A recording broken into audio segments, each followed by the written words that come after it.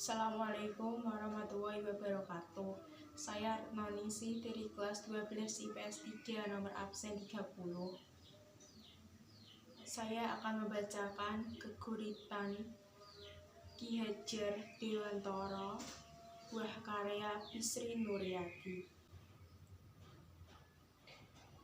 Ki Hajar Dewantara déning Bisri Nuryati.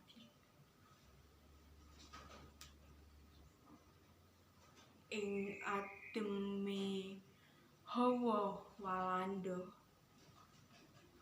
sira panggah netepi setya, nyawiji ing ngilmu, ngugemi ing laku, nyerat ing saben-saben wektu.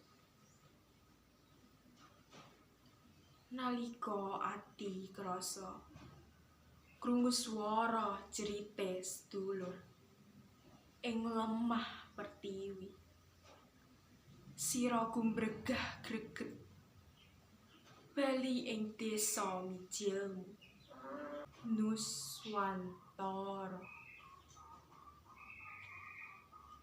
Suwarti Surya Ningrat kondhang kanthi asma Ki Hajar Dewantara, putra kraton sugih bandha brana, milih dadi satriya lelana, manunggal sajroning rakyat jelata, gugur dadi pahlawan negara, minangka bapak pendidikan bangsa.